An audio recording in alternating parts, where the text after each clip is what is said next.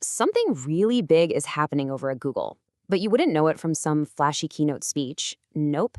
It all started with a simple, kind of nerdy tool for developers. And we're going to break down how this one quiet release on GitHub actually peels back the curtain on Google's entire future strategy for AI. So, our story here doesn't start with a bang. It really starts with a whisper, a quiet release on a code sharing website that, honestly, most of the world just completely missed. To really get this, you got to put yourself in the shoes of a developer. Picture it. It's late at night. They're sitting in front of their terminal. The classic black screen with text. That's their home base. But to get anything done with Google's services, they're juggling this absolute mess of browser tabs. One for Gmail, another for Drive, one for their API docs. It's clunky, it's slow, and it's totally disconnected. But what if that could all change? What if Google could bring all of that power, all of that functionality, right back into the developer's home base, right into that terminal? Well, that's exactly what happened. In early 2026, a brand new command line interface, or a CLI, for Google Workspace just appeared. It was posted on GitHub with zero fanfare, no big announcement, no blog post. But for the few people who noticed, the implications were absolutely massive. So what is this thing really? Well, on the surface, it's basically a command center for all the stuff you already do in Google's world. Think of it like a universal remote for your entire Google Workspace. It lets you control Gmail, Drive, Calendar, the whole shebang, directly from that simple black and white terminal screen. No more switching between a million tabs. And the magic is just how simple it is. You want to see your latest emails? You just type Workspace, Gmail, List. Bam, that's it. It's direct, it's clean, it's fast. Or say you need to upload a file to your Google Drive. Instead of opening a browser, finding the folder, dragging and dropping, you just type Workspace Drive Upload Report.pdf. Done. All that friction is just gone. And this isn't just for managing files and reading emails. You can run your entire schedule from here. A command like Workspace, Calendar, Create Meeting hooks directly into all of your productivity tools. Look, this is a really fundamental shift. Before this, developers had to build all this complicated custom API glue just to get these services to talk to each other properly. Now, it's just simple, direct commands. You don't even need a web browser. And yeah, that's a huge quality of life improvement for developers.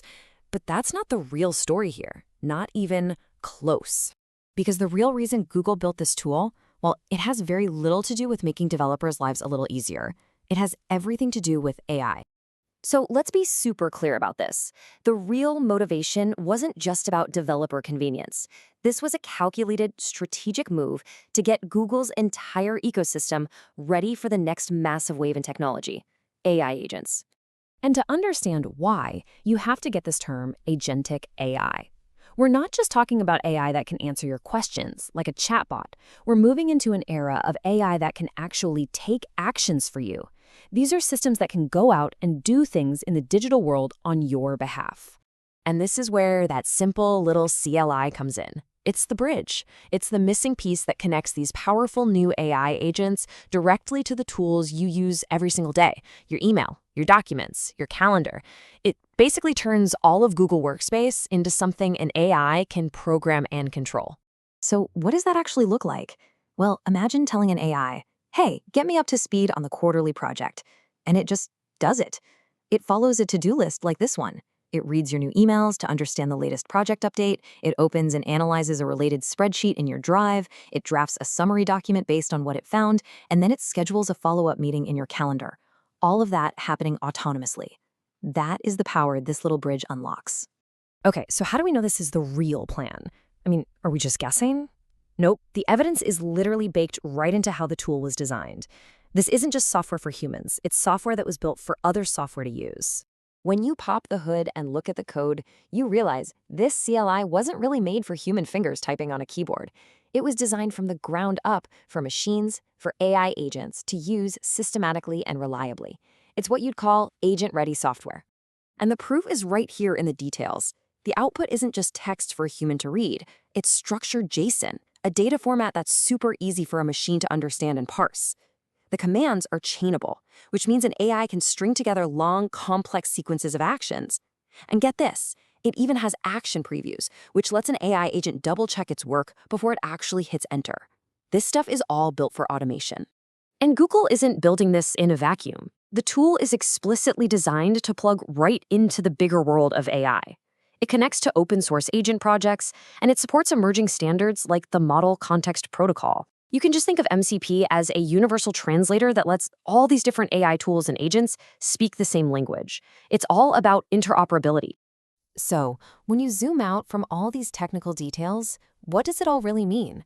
Well, what we're witnessing is the beginning of a completely new philosophy for how to build massive software platforms. For decades, the name of the game in big tech was building walled gardens. You know, these closed-off ecosystems where getting different tools to work together was a huge pain, often by design. This little command line tool, though, it hints at a radically different way of thinking. And this is the core of it right here. For the last, 30 years, we've built apps for humans to point at and click buttons. That's the old way. The new way is to design entire platforms for autonomous AI systems to execute actions directly. Suddenly, the user isn't just a person anymore. Which leaves us with this final, really critical question. As our software is fundamentally redesigned, not for us, but for the AI agents that are working on our behalf, who, or maybe what, are the new users?